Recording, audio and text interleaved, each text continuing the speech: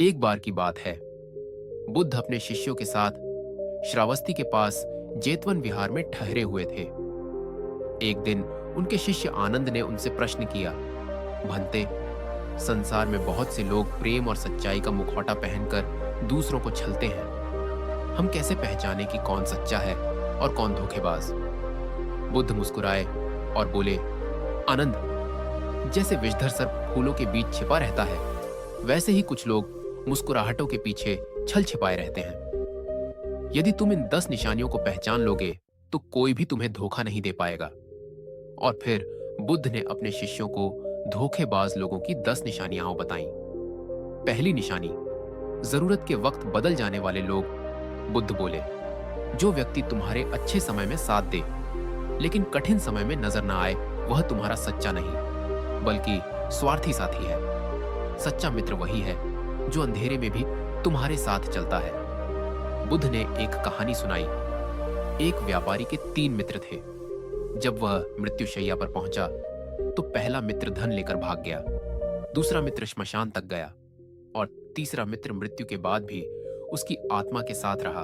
वह था सत्कर्म। संदेश, जो समय बदलने पर बदल जाए उससे सावधान रहो। दूसरी निशानी, जो बिना कारण दूसरों की बुराई करे। बुद्ध बोले, जो व्यक्ति तुम्हारे सामने मीठा बोले लेकिन पीछे दूसरों की बुराई करे, वह कभी तुम्हारा सच्चा नहीं हो सकता। सच्चे लोग सीधा बोलते हैं जबकि चालाक लोग मिठास में जहर छिपाते हैं। तीसरी निशानी, जो हमेशा फायदा खोजे।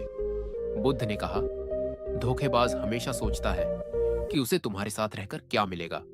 वह मित्रता नहीं करता, सौदा करता है। ऐसे लोग तब तक साथ रहते हैं जब तक उनका स्वार्थ पूरा हो।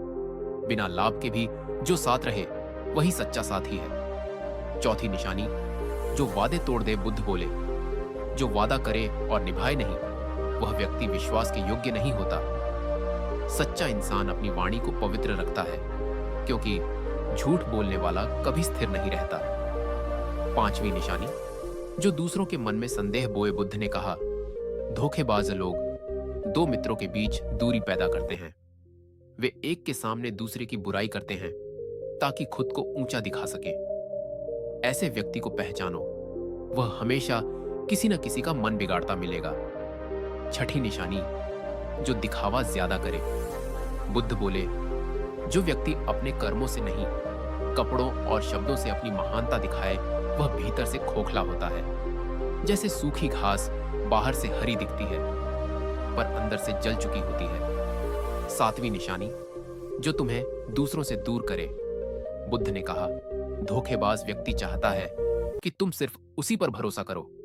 वह धीरे धीरे तुम्हें उन लोगों से अलग करता है जो सच बताते हैं। संदेश, जो व्यक्ति तुम्हें अकेला करता है वह तुम्हारा हितैषी नहीं, नियंत्रक है। आठवीं निशानी, जो हमेशा खुद को सही समझे। बुद्ध बोले, अहंकारी व्यक्ति कभी अपने दोष नहीं मानता। वह अपनी गलती को भी तर्क से सही ठहराने की कोशिश करता है। संदेश, जहां मैं बहुत बड़ा है वहां सच्चा प्रेम टिक नहीं सकता। नौवीं निशानी, जो तुम्हारे सुख से जलता हो। बुद्ध ने कहा, जिस व्यक्ति को तुम्हारी सफलता देखकर दुख होता है वह तुम्हारा भला कभी नहीं सोच सकता। ईर्ष्या से जन्मी मुस्कान सबसे खतरनाक मुखौटा है। 10वीं निशानी, जो तुम्हारी शांति छीन ले। बुद्ध बोले, धोखेबाज व्यक्ति के पास बैठते ही तुम्हारा मन अशांत हो जाता है, तुम्हारी ऊर्जा गिर जाती है, तुम्हारा चेहरा मुरझा जाता है। यह सबसे बड़ा संकेत है। आत्मा सच्चे और झूठे इंसान को तुरंत पहचान लेती है। आनंद ने बुद्ध से प्रश्न किया, भंते, यदि कोई हमें धोखा दे ही दे तो हमें क्या करना चाहिए?